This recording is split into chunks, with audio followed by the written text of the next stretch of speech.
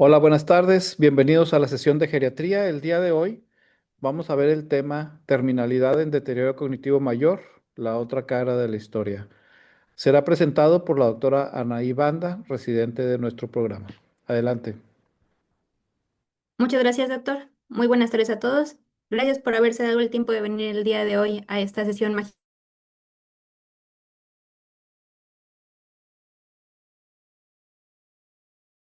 la última de la CR4 y mi último fragoso, quien es médico geriatra y paliativista, al doctor Rogelio Moctezuma, médico geriatra con alta especialidad en demencias, y al doctor José de Jesús Muñoz, médico externo en geriatría. El día de hoy les hablaré de, como bien comentaron anteriormente, terminalidad en el deterioro cognitivo mayor, la otra cara de la historia. Si en algún momento requieren una duda o cualquier cosa, si pudieran ponerlas en el chat para dejarlas al final de la presentación. El día de hoy, los objetivos de la clase serán reconocer los criterios de terminalidad en pacientes con deterioro cognitivo mayor y comprender sus implicaciones clínicas, identificar los principios de los cuidados paliativos aplicables a pacientes con demencia avanzada, preservando dignidad y calidad de vida, analizar los dilemas clínicos, éticos y médicos como la alimentación, la hidratación y el uso de medicamentos en fase terminal, comprender la carga emocional y el duelo continuo de los familiares, incluyendo estrategias de acompañamiento emocional, y implementar herramientas, estrategias para apoyar a la familia, ayudando a la toma de decisiones informadas y a la prevención de la culpa. Asimismo, fomentar un enfoque integral del cuidado que considere al paciente como su entorno familiar, respetando historia, valores y emociones. ¿Por qué es importante esta clase y hablar de estos temas? Bueno, según la OMS, para 2050 tendremos que la población de adultos mayores va a aumentar hasta 426 millones de personas. Asimismo, aquellos que presenten algún deterioro cognitivo por cualquier etiología aumentarán a 139 millones. Y por primera vez en nuestra historia, en 2080, tendremos que los adultos mayores serán una población más grande que aquellos adultos jóvenes mayores de 18 años de edad. Aquí les presento en un estudio que se realizó en Reino Unido, donde analizaron también los pacientes geriátricos que requerían cuidados paliativos cuando ya tenían algún tipo de demencia. Y se hicieron tres modelos para predecir cuáles ocuparían cuidados paliativos. El primer modelo que podemos ver en la línea roja analiza a los pacientes que van a aumentar en edad y probablemente vayan a fallecer, teniendo como igual manera que hay un aumento de pacientes que requerirán cuidados paliativos en demencia. Tenemos el segundo modelo, que es el modelo de la línea verde, en el cual tendremos el aumento de pacientes no de manera exponencial a como se está programando por la OMS, pero con un aumento paulatino. Y el último, que es el modelo azul, donde ya vemos el aumento exponencial que da la OMS, vemos que también los pacientes van a aumentar hasta casi 676,000 pacientes que requerirán cuidados paliativos con deterioro cognitivo para el año 2050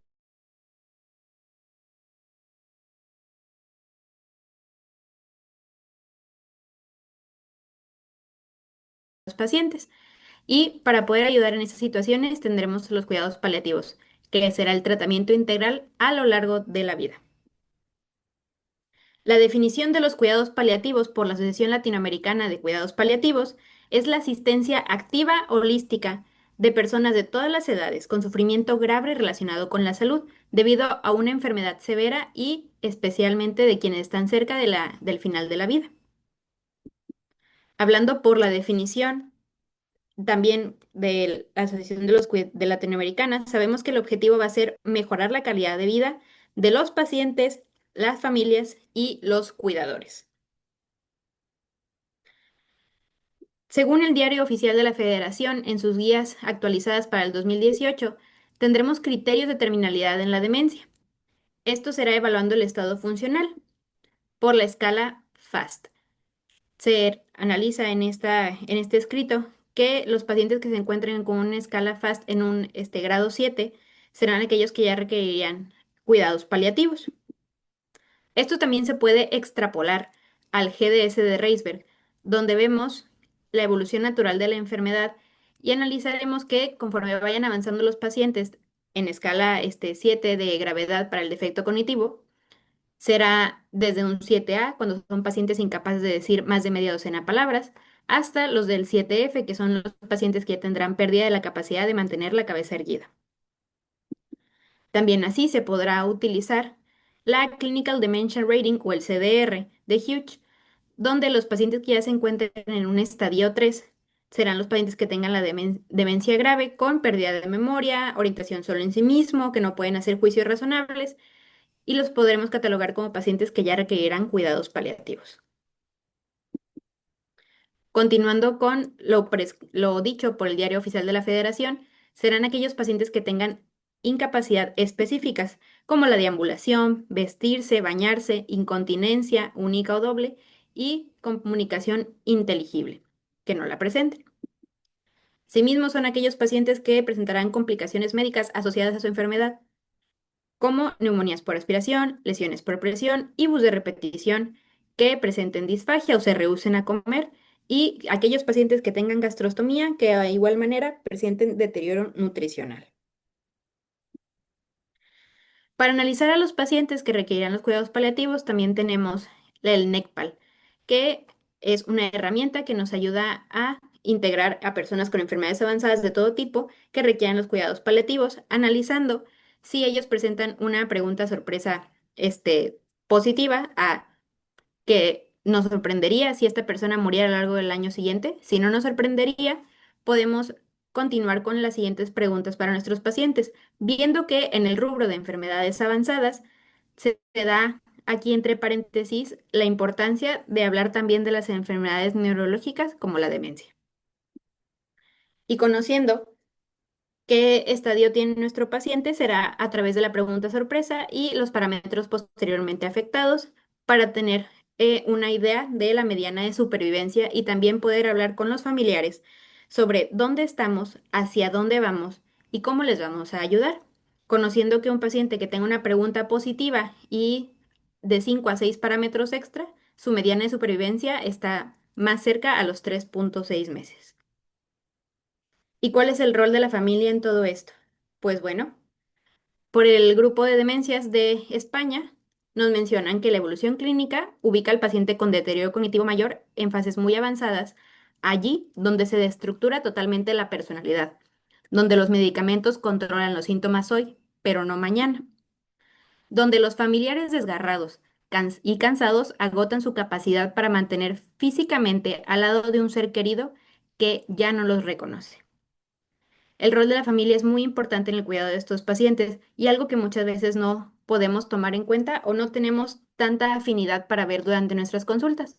Por lo cual el día de hoy hablaremos de un caso clínico para poder analizar cómo podemos ayudar a los familiares cuando llegan también a estos momentos de afrontar la enfermedad. Les pondremos el caso del día de hoy del señor Hermenegildo, que él es un masculino de 83 años de edad, de antecedentes patológicos, tiene diabetes e hipertensión. Acudió a la consulta con dos de sus hijas. En consulta mencionan tener 7 años con olvidos en aumento, desconoce personas, ha tenido disminución progresiva de las actividades. Su motivo de consulta principal es que presenta irritabilidad, golpes y poca cooperación de manera seguida antes del baño, el aseo personal y la toma de medicamentos. En su valoración geriátrica, el señor Hermenegildo tiene un Bartel del 10, un Lawton-Brody de 8, un FAC de 0, un Clinical Frailty Scale de 7, un MNA Short Form de 3 puntos y come solo el 20% de los platos o menos de los que se le dan. No presenta disfagia. Y en lo cognitivo, analizamos la irritabilidad al aseo, que es con esos familiares el 95% del tiempo, niegan las alucinaciones, es capaz de utilizar aproximadamente 10 palabras y ya analizamos que tiene una lesión por presión grado 1 en sacro. Él es nacido y residente de Monterrey, Nuevo León, viudo de 2020. Su esposa fue finada por secuelas de EBC. Su escolaridad es licenciado en comunicación. Tuvo 7 hijos, solo 2 hijas están al pendiente. Él vive con su hija y cuidadora principal, Mayra. Mayra estudió hasta la preparatoria completa, es divorciada, tiene 60 años, tuvo 4 hijos, pero ninguno los visita. Mayra menciona preocupación porque rechaza tomar el donepezilo el señor Hermenegildo, y anteriormente al tomar dicha tableta se controlaban sus periodos de irritabilidad de agresión. Continúa tomando de manera esporádica la dapalifosina y el losartán para controlar sus crónico-degenerativas. Continuando la consulta, los familiares mencionan que ya ha tenido TEAS promedio entre 110 sistólica, 50 diastólica, glucometrías al azar menores a 120. Mencionan estar preocupada la señora Mayra por seguir dando medicamentos, frustración por la pelea que esto le conlleva con su papá e inmediatamente inicia en llanto.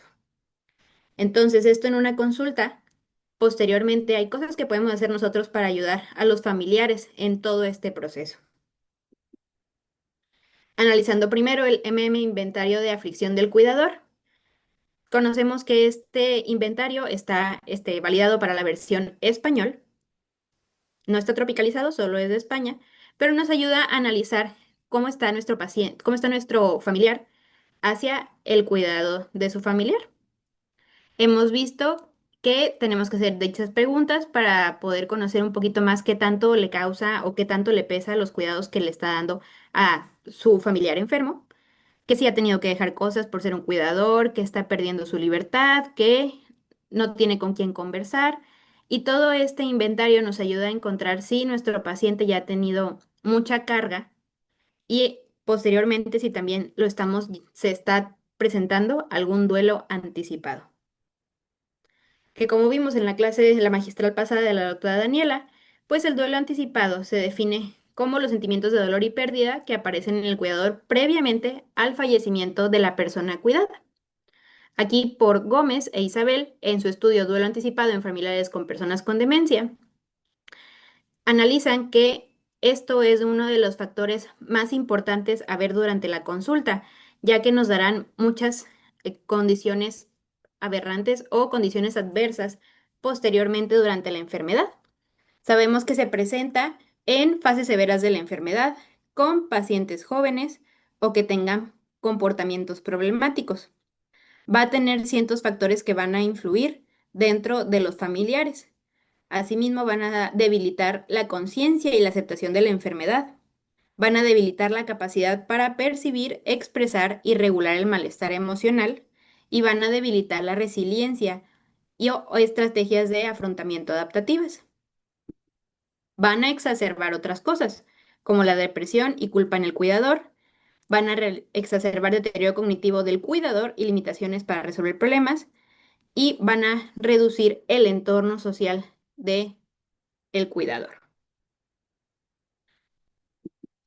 Otra situación que tenemos que analizar también en los cuidadores va a ser el burnout, que en un metaanálisis donde se vio por Alves en PubMed, Cielo, Web y Science and Liliacs, que los resultados nos dieron que la mayoría de los familiares que tenían burnout por el cuidado de los pacientes con demencia son aquellos que principalmente la cuidadora es mujer y usualmente es la hija. Conocer que la edad media de los cuidadores es mayores de 50 años de edad, que la escolaridad promedio es una preparatoria trunca y los síntomas detonantes del burnout en cuidadores van a ser que el paciente presente agitación, apatía o agresividad. Mencionan con gran importancia el hecho de conocer el entorno y lo social también del cuidador, porque tendremos en muchas ocasiones familiares que no han tenido una educación más amplia, que ya son cuidadores que pudieran estar acercándose a ser adultos mayores o ya son adultos mayores que tienen que cuidar otro adulto mayor, que la carga de enfermedad de los familiares es bastante importante, la carga de comorbilidades y aún así tienen que estar prestando todos estos servicios a su familiar. La sobrecarga del cuidador pues tiene la prevalencia de desde 56 hasta el 91%, dependiendo de la literatura que se revise, en que es un esquema dado por Kim Bonju. Entonces, nos mencionan que va a ser algo que se va a ir acumulando a través del tiempo. Antes se tenía pensado que cada uno de los factores como el deterioro cognitivo, el estadio de la demencia, la depresión en el paciente, la disminución lograr actividades de la vida diaria o instrumentales, iba a ir avanzando paulatinamente hasta llegar a hacer sobrecarga del cuidador. Y en este nuevo esquema se nos presenta que todas y cada uno de estos rubros se van a ir sobreponiendo o van a ir agregándose a los síntomas de hiperactividad, síntomas psicológicos o de comportamiento, y aun que no se lleguen a sobreponer en estos, cada uno de ellos puede llegar inmediatamente a dar la sobrecarga al cuidador, por lo cual es muy importante analizar cada caso minuciosamente. En un estudio por Sun Yue, donde vieron las intervenciones para poder cuidar de la depresión, de la ansiedad, de la calidad de vida y la sobrecarga del cuidador en los cuidadores, analizaron varias estrategias que pudieran ayudar a disminuir este tipo de patologías. Vieron diferentes situaciones como grupos de ayuda, ejercicios, musicoterapia, intervención multicomponente, que realizaran mindfulness, consejerías o psicoeducación. Entre todas estas estrategias, la que encontraron para empezar a ayudar a la sobrecarga del cuidador es el manejo de cada caso de manera individual para los familiares y los pacientes. Analizando que empezamos desde el motivo de la consulta de nuestra señora Mayra, que ella empieza en llanto después de hablar de la frustración que le puede dar los medicamentos al paciente. Iniciaríamos con ella en la consulta hablando de que se puede hacer cambios de medicamento de los que él antes está tomando. Por ejemplo, en estos estudios que les presento, el primero que se llama Patient's Adherence to Transdermal Rivastigmine After Switching from Oral Donepezil, que es una corte retrospectiva que fue hecha de 2004 a 2009 con 732 pacientes, analizaron que a un año del cambio de donepezilo oral al parche de rivastigmina, se tuvo un apego al tratamiento de 63% versus el donepezilo de 55%. En el segundo estudio de Transdermal Isberaldan Oral, se encuestó a los familiares de 1.078 pacientes con una escala de satisfacción para analizar el uso de medicinas, donde se analizó que en pacientes con demencia, los familiares que tuvieron este cambio encontraron una satisfacción del uso del parche transdérmico de 72.5% comparado con 60% de aquellos que tomaban donepezil, y la adherencia se vio que aumentó de un 41.4% de la pastilla bioral a un 65%. Ambos estudios sin ningún conflicto de interés. Por lo cual, esto pudiera, ya basados en la literatura, empezar a ayudar a la señora Mayra con los problemas que nos está presentando durante la consulta.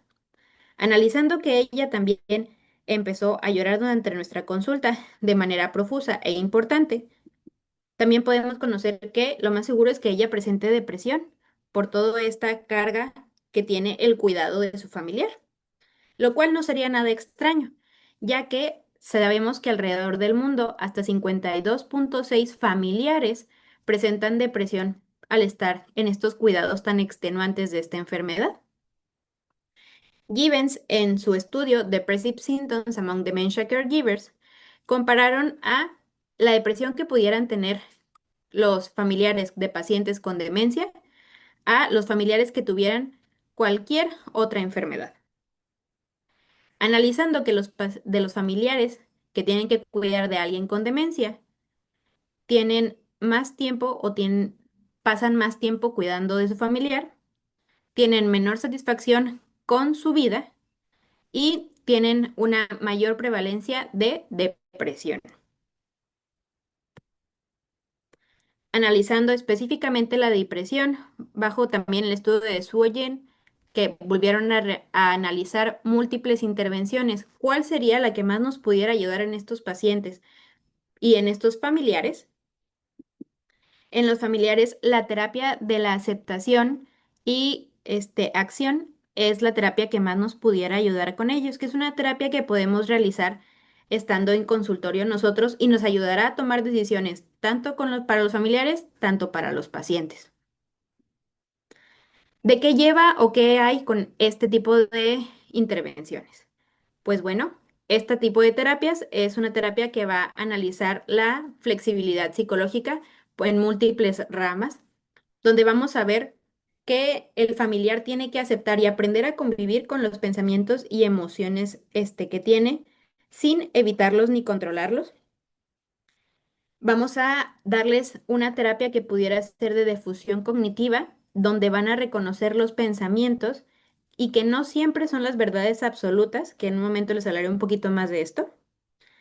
Pensar en un contexto de ellos como un total y no como ellos siendo solo el cuidador, ya que muchas veces pueden enfocarse solamente en que soy un mal cuidador, estoy haciendo mal algunas actividades, no le estoy dando el cuidado necesario, sin recordar que los familiares son una persona y un ente completo desde mucho antes.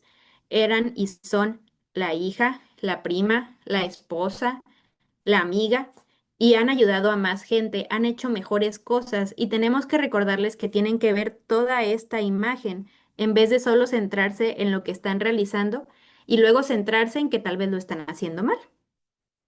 Estar presente en el momento, no pensar en qué va a pasar mal mañana, ni pensar en qué pasó mal ayer. Encontrar los valores que le dan importancia y sentido a su vida y sobre esos valores poder decidir qué haremos durante las siguientes consultas y teniendo todo esto en conjunto, dar acciones que van a actuar y alinearse con los valores y metas que estamos analizando durante todo este ejercicio. Entonces, con la señora Mayra, primeramente vamos a clarificar los valores individuales mediante alguna hoja de valores, dialogar sobre aquellos que nos ayuden a definir las acciones que vamos a realizar durante las consultas, valorar que tenga una atención plena en ese momento y que la siga practicando en su casa posteriormente, trabajar con la aceptación para soltar aquello que no va a poder controlar de la enfermedad, hacer la difusión de los pensamientos intrusivos. Podemos utilizar metáforas y que tenga exposición a aquellas emociones desagradables para transitarlas y no evitarlas. Con la señora Mayra iniciamos en esta parte de la consulta hablando de qué valores son los que ella cree que rigen su vida y cuáles son los valores que quiere transmitirle en estos momentos a su papá. Ella hace esta hoja donde nos pone que la solidaridad, el apoyo, el amor, el acompañamiento, el ayudar, son parte de los valores que ella tiene como en un momento más en un pilar hacia lo que ella quisiera. También quiere los valores de paz, calma, comprensión, respeto, equilibrio y poder transmitir gratitud, bondad, compasión, dedicación, generosidad y paciencia, que es algo que ella siente que siempre ha sido pilar de su vida y actualmente no lo ha podido llevar como le gustaría llevar a cabo con su papá. Conocemos que ella también ha tenido múltiples pensamientos en los cuales se siente mala cuidadora, mala persona, que no está haciendo todo aquello que ella quisiera hacer, aunque esto es lo que trata de hacer con estos valores para regir su cuidado. Iniciando entonces con la terapia de fusión o difusión. Este tipo de terapias nos sirven para que los pacientes entiendan, los familiares entiendan que los pensamientos que vienen a nosotros no siempre son un pensamiento total. Entonces, iniciando con la señora Mayra, le podemos comentar que ella piense como si ella misma fuera una roca dentro de un río, que los pensamientos tanto negativos como positivos son el agua que irá pasando en este río. Ella no es esos pensamientos. El agua simplemente llega en la corriente y deja que vaya a pasar. La roca continuará firme. Ella continuará firme en su vida. Va a empezar a analizar que los pensamientos que lleguen no siempre serán la verdad de todo lo que está pasando.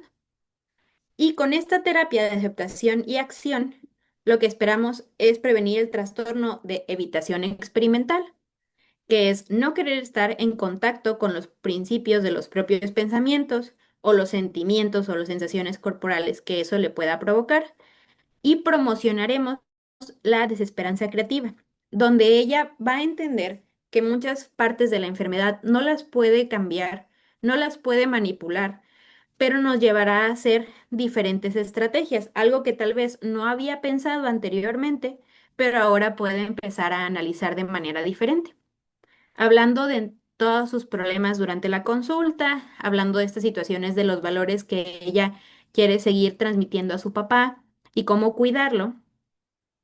Al final de la consulta, ella acepta un poco más la enfermedad de su padre, accede ahora a seguir dando medicamento que va a ser la ribastigmina, ahora en parche, y no dar otros medicamentos, y eso le menciona, da tranquilidad.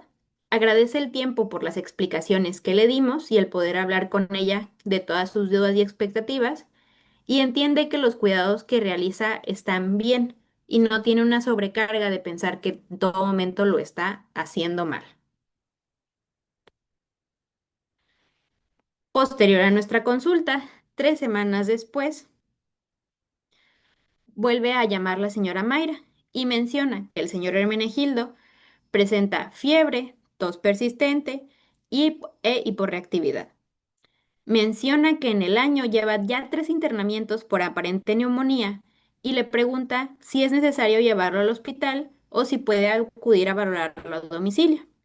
Antes de darle una respuesta a la señora Mayra, recordamos que bajo el estudio de Tan Min Yu, en dónde dar el lugar de la atención y a dónde nos va a llevar en la trayectoria, sabemos que los pacientes que tienen deterioro cognitivo mayor, pues al momento de llegar a este tipo de enfermedades, ya sea estando en comunidad o en hospital, no va a haber ninguna diferencia entre la sobrevida al momento de llegar a la defunción,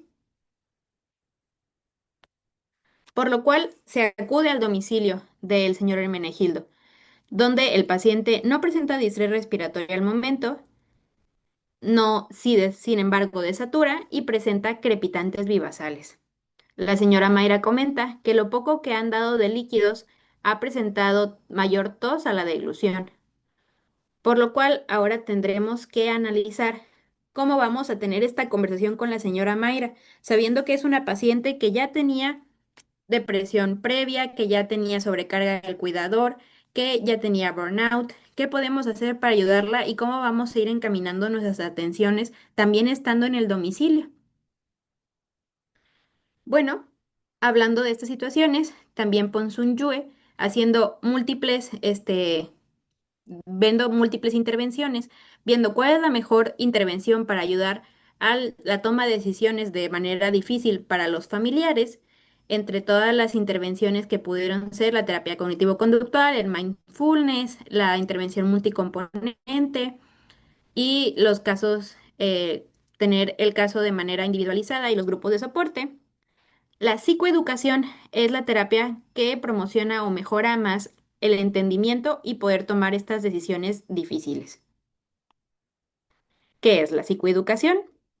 Es dar información clara, concisa y visual de lo que queremos transmitirle a nuestros familiares o pacientes.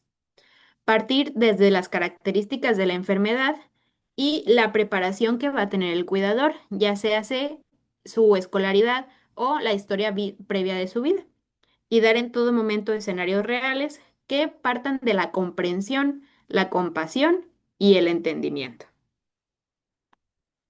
En la psicoeducación no hay que asumir resultados y hay que dar explicaciones lógicas, dar siempre términos claros, dar voz a los miedos y preguntas, aunque esto resulte incómodo en alguno de los dos, en alguno de los dos involucrados. Dar voz a los resultados que el paciente asume y validar los sentimientos y miedos que va a tener en cualquier momento nuestro familiar. Analizando primariamente que la señora Mayra nos pregunta que quiere ver si le vamos a dar o no antibiótico-terapia a su papá. En este estudio por Gina Bravo, donde analizaron las actitudes que tenían los familiares a no dar medicamento, específicamente el antibiótico, llegando a momentos de terminalidad o criterios de enfermedad avanzada en a los pacientes, específicamente esto en un hospice de Canadá, vimos que los familiares o los cuidadores tenían una proporción muy importante de aceptar no dar dicho medicamento. En la barra gris son los pacientes, los familiares que desde antes de iniciar la momento de terminalidad estaban de acuerdo y cuando ya se llegaba a la terminalidad eran los familiares que están en la línea negra. Aunque tenían bastante aceptación a no dar los tratamientos y en este caso el antibiótico, aquellos que estaban totalmente de desacuerdo y querían dar antibiótico lo hacían con decisiones basadas en creencias y valores personales, lo hacían por la culpabilidad y en muchas ocasiones se repitió la frase de la depresión por dejar morir a su familiar. También los familiares que estaban de acuerdo en no dar antibiótico terapia mencionaron que estuvieron de acuerdo desde un inicio por dos cosas muy importantes. La primera, porque así lo quiso su familiar y respetaban sus decisiones. La segunda, porque le dieron todas las herramientas posibles para analizar y entender todo el caso que estaba viviendo su familiar y poder ayudarlo entonces a tomar las mejores decisiones. La psicoeducación no busca convencer, sino acompañar, a comprender. Por lo que tenemos que hacer varias cosas con la señora Mayra para poder llevarla a un entendimiento de qué queremos hacer y por qué vamos a hacer dichas cosas. En primera instancia, validar emociones antes de informar. Entiendo que quiera hacer usted todo por su papá, todos queremos eso.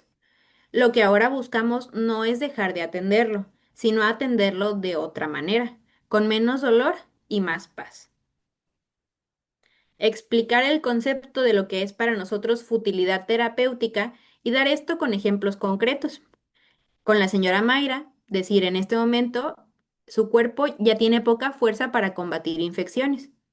Los antibióticos pudieran mantenerlo vivo unos días más, pero su calidad de vida continuará en deterioro. Lo que sí podemos hacer es aliviar la fiebre, el dolor y la dificultad para respirar. Replantear en ella las metas de tratamiento, recordando los valores que teníamos por la consulta previa y basándonos en ellos, mencionarle que retirar y curar la neumonía será imposible, pero podemos evitar que sienta angustia o dolor. Cada decisión que tomemos buscará que él esté tranquilo, cómodo y acompañado, utilizando los valores que ella nos dio como una arma en nuestro arsenal para que podamos llegar al mejor control que vamos a tener con el señor Hermenegildo. Brindar opciones y mantener la participación familiar en todo momento. Podemos seguir manteniendo su higiene, su cuidado de la piel y usar medicamentos para aliviar cualquier molestia.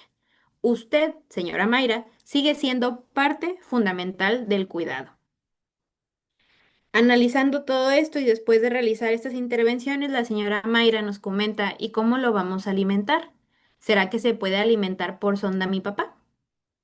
Aplicando la psicoeducación y lo que ya hablamos anteriormente, primero empezaremos con los pasos de enseñarle con imágenes cómo se pone una sonda, cuáles son los pros, cuáles son los contras, qué es lo que podemos esperar como sangrados, epistaxis, incomodidad, qué es lo que va a pasar si se retira la sonda o se la arranca.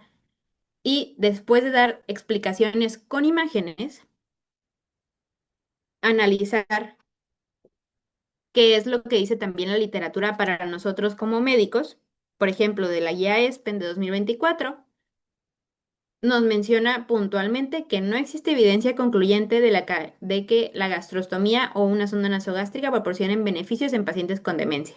No va a aumentar la supervivencia, no disminuye el riesgo de mortalidad, no mejora la calidad de vida, ni los parámetros nutricionales, ni la funcionalidad, no mejora los síntomas conductuales y no va a haber reducción de úlceras por presión. Se lo presentaremos a la señora Mayra de otra manera, hablando desde la compasión y la comprensión. Analizando entonces que lo que podríamos decirle a la señora Mayra son esto que vemos en el cuadro celeste. Los beneficios son nulos. El tiempo restante será la misma cantidad con y sin la sonda. Lamentablemente fallecerá de cualquier manera. Su calidad de vida y muerte se verán disminuidos. Continuará enflacando y la nutrición será inapropiada y continuará en estado de salud usual. y el estado mental usual. Con todo esto, la señora Mayra está de acuerdo con lo que dijimos, está de acuerdo en no llevar a su papá al hospital y mantener los cuidados en casa porque siente que es un cuidado más personalizado y que le va a dar así todos los valores que anteriormente vimos en el primer ejercicio. Y a los 5 días, lamentablemente, pasa el fallecimiento del señor Hermenegildo. La señora Mayra decide por no utilizar el antibiótico, no acudir al hospital ni utilizar la sonda de alimentación.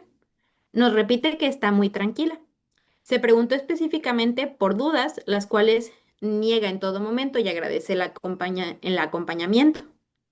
Importantemente, menciona que en este momento se siente sin culpa y es una historia muy diferente a lo que pasó con su madre, recordando que dentro de su valoración geriátrica del señor Hermenegildo y la valoración que tuvimos con la señora Mayra, nos comentó que hace 5 años había fallecido su mamá por un EBC.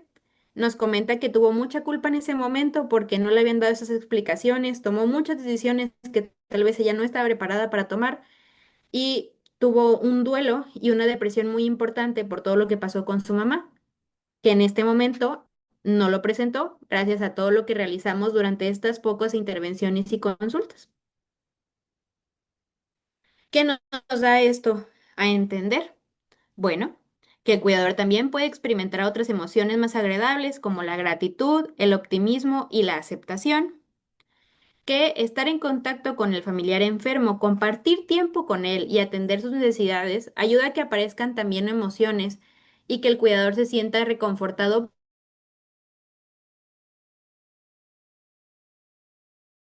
cuidar a su familiar. Y todo esto y adaptativa cada una de las pérdidas que van apareciendo a lo largo del cuidado y a lo largo de la vida de las siguientes pérdidas que pudiera llegar a tener la señora Mayra. Aquí les presento una foto en la cual se llama Estoy con los heridos de Christian Herald, fue hecha o publicada en 1898, donde quisiera nada más dejar esto también en la mesa. La medicina ha avanzado muchísimo. Hemos tenido mejoría en los medicamentos y en las terapias, pero lo que siempre se va a necesitar es el cuidado, el apoyo y un equipo multidisciplinario para poder ayudar a nuestros pacientes. Aunque nosotros pudiéramos, también y deberíamos mandarlo a psicología, psiquiatría, grupos de ayuda, grupos de duelo. Hay muchas cosas que podemos realizar desde el consultorio y tenemos que apoyarnos de las demás especialidades también, pero iniciando desde nosotros, dando estos primeros pasos dentro de la consulta.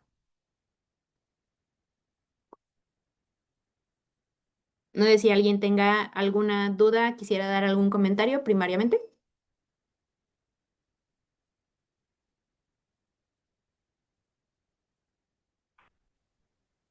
Doctor Amador, si gusta dar su comentario.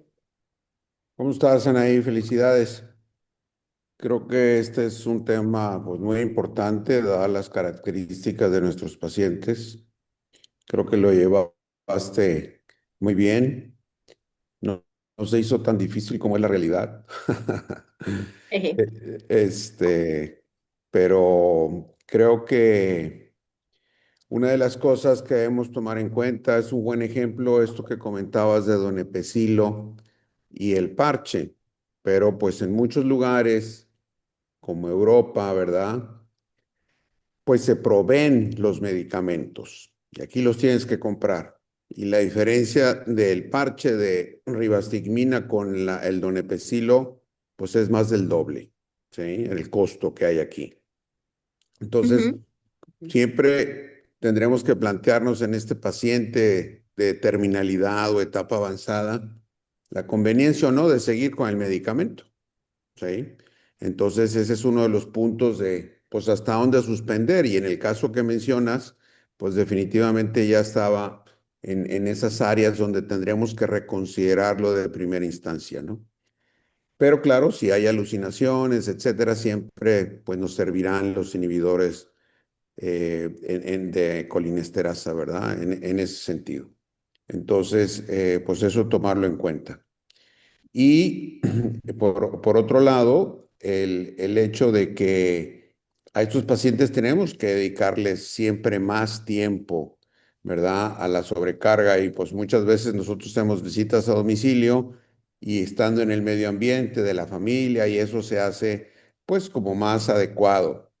Sin Ujú, embargo, a veces en la prisa, el consultorio, si estás en una institución de salud, la verdad es que con los tiempos que hay, son de las horas complejas y siempre será muy útil el recomendar a los familiares el acudir a una asociación de Alzheimer si hay en la localidad para entender el proceso de la enfermedad. El problema que vemos siempre con estos pacientes es de que no tienen tiempo, ¿sí? Y no van porque no hay quien les cuide al paciente muchas veces. Afortunadamente ahora, pues, con el Zoom y esto hay gente que les dice, si ves que hay una necesidad de que se forman, y o te dicen o quién lo cuida o el personal que tienen es el que conviene que vaya. Entonces ya hace complejo, pero pues estos medios ayudan mucho y hay videos y todo que se pueden utilizar y tendremos que estar siempre en pro de esa sensibilización de la educación. Entonces siempre más hay que dedicarle a la educación al paciente muchas veces que al paciente, ¿no? En la educación ahí del proceso de la enfermedad. Así que, bueno, felicidades y bueno, pues esto ayuda mucho, ¿no? Yo donde más he aprendido es en el campo de guerra, ¿verdad? Con los ujú. pacientes mismos, en los grupos de apoyo, con las estrategias que muchas veces utilizan los pacientes, los familiares, de cómo enfrentar estas realidades, ¿no? Y claro, geriatría tenemos que distinguirnos siempre por ser humanistas, ¿verdad? Y Ujú. siempre dar apoyo a las familias, sobre todo en este tipo de casos. Felicidades. Gracias, doctor. Muy bien, ¿alguien más que tenga algún comentario para la doctora o pregunta?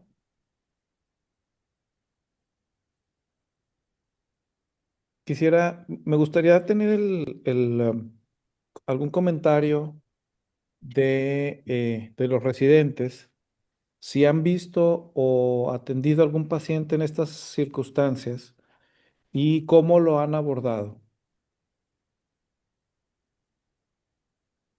No sé si aquí yo pueda también levantar la Claro, mano.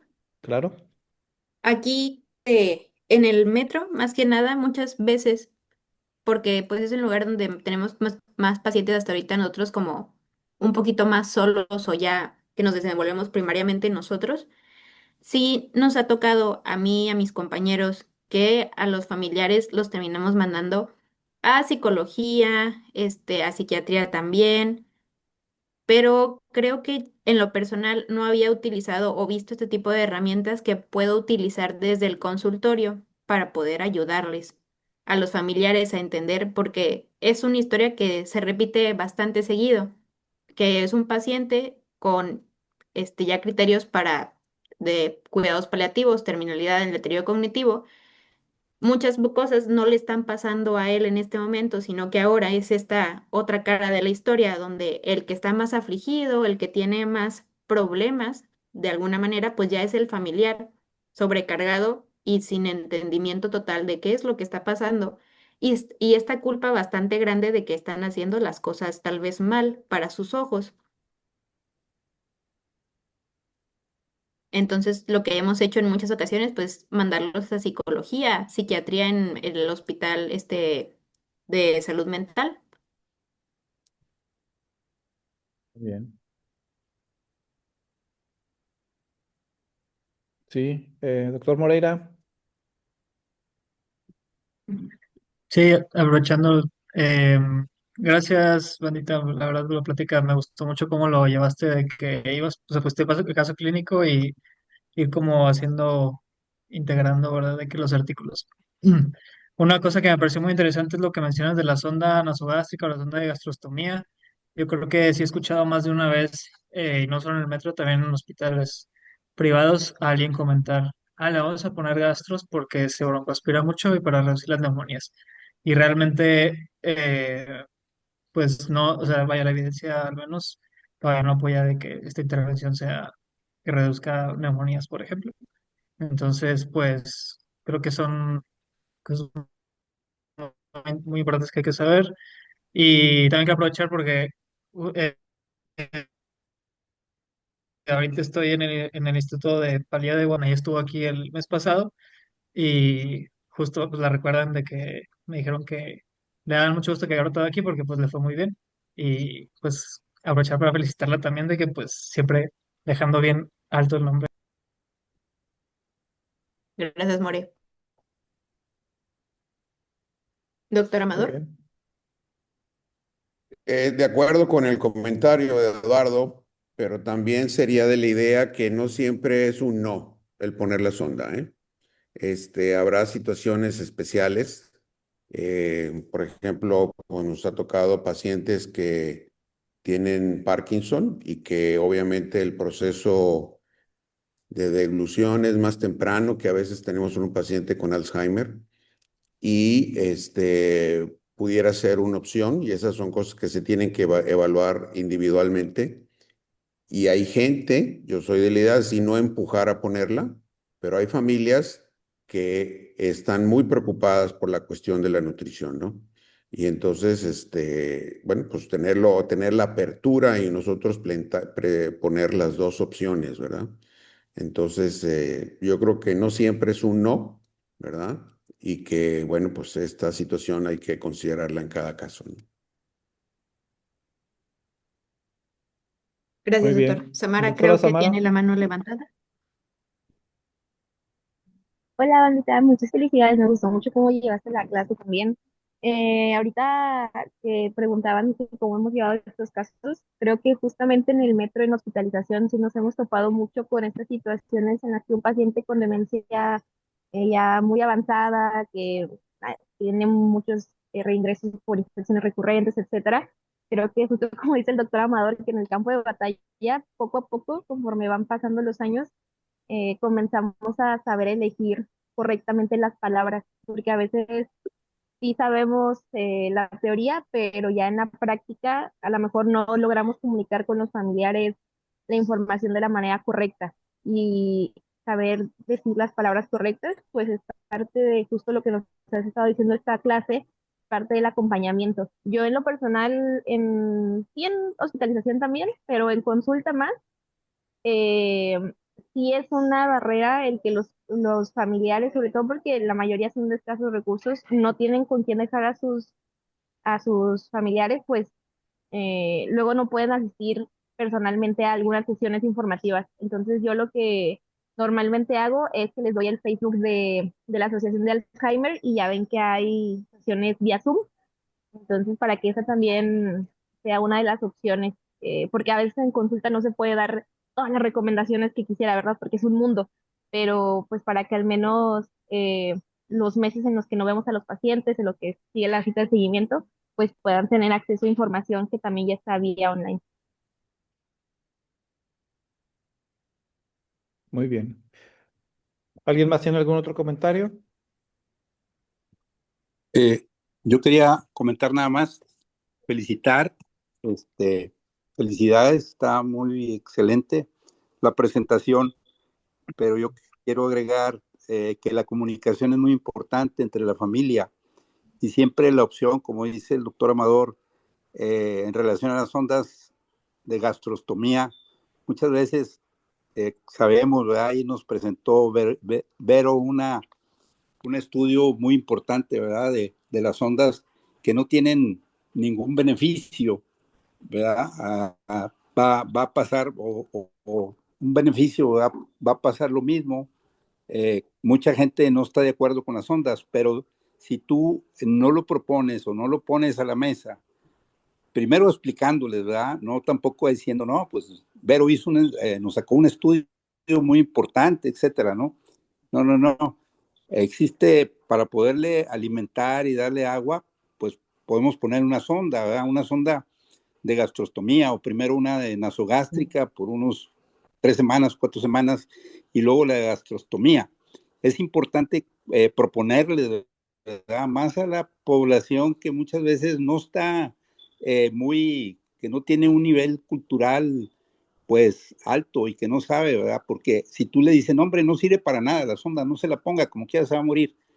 te van a tachar de inhumano, te van a tachar de que eres pues una persona o un médico que pues no, ¿verdad? Pero en realidad yo creo que es importante ofrecerles, ¿verdad? En un momento dado esa opción, ¿verdad? Porque la gente sí se angustia bastante que no coma su familiar, ¿verdad? Y eso es muy importante. Entonces la comunicación es muy importante entre la familia y pues bueno, era mi aportación que yo quería hacer nada más. Felicidades nuevamente. Gracias, doctor. Muy bien. ¿Alguien más? Si no, sigo yo. Bueno, yo también quería comentar, Anaí, muchas felicidades otra vez. Yo creo que ya muy ampliamente felicitada. Em, Algo que es sumamente importante, como lo comentó también ahorita Amador, es la individualización de las tomas de decisiones. Y eso tiene mucho que ver, o más importancia aún, en el hospital metropolitano.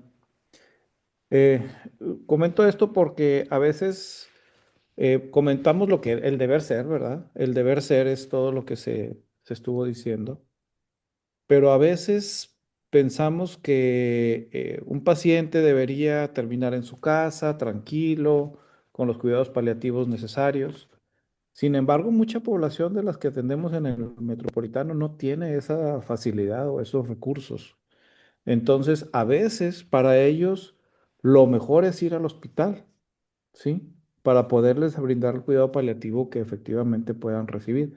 Lo malo es que el sistema de salud pues siempre está rebasado como para además atender ese tipo de pacientes, pero si pensamos en el bien del paciente y en el bien de la familia, pues no podemos dejar de lado que esa es una posibilidad. Ahora, si se concreta al final de cuentas la consulta de cognición ahí en el Metropolitano, creo que este es un tema muy importante para implementar algún programa de educación a la familia, sobre todo en los pacientes con una demencia ya avanzada, precisamente para evitar el colapso del cuidador, que muchas veces el mayor problema de mala calidad de vida del paciente es que el cuidador ya esté colapsado. Entonces, creo que es uno de los principales objetivos que debería tener esa clínica y el manejo no farmacológico. De manera que con el manejo farmacológico es un poco difícil por cuestiones de costos pues de que no existe en el cuadro básico de nuestro sistema de salud ningún antidemencial, pero sí podemos utilizar todas las herramientas de cuidado no farmacológico. Y dentro de ello, pues es todas esta educación al paciente y a la familia con respecto a la evolución, cómo tratarlo, cómo manejar todos aquellos aspectos no cognitivos de la demencia que a veces son los que más generan problema entre las familias. Y todo eso no es más que educación, ¿verdad? Obviamente utilizar los recursos que ya existen, como la Asociación de Alzheimer de Monterrey, pero también nosotros mismos generar ese recurso mediante infografías, documentos que puedan llevarse para leer o documentos que ya existen a través de la Asociación Alzheimer otra vez y que puedan servirles a ellos para saber cómo atender bien a su paciente. Muy bien. Si ya no hay más comentarios, pues vamos a terminar ya la sesión. Muchísimas gracias por su presencia. Eh, Gracias, Anaí, a ti y a todas las R4 por todas sus aportaciones que han hecho. Hemos aprendido mucho de ustedes. Ha sido recíproco. Muy bien. Pues muchas gracias. Que Dios los bendiga. Gracias, tengan muy bonita tarde.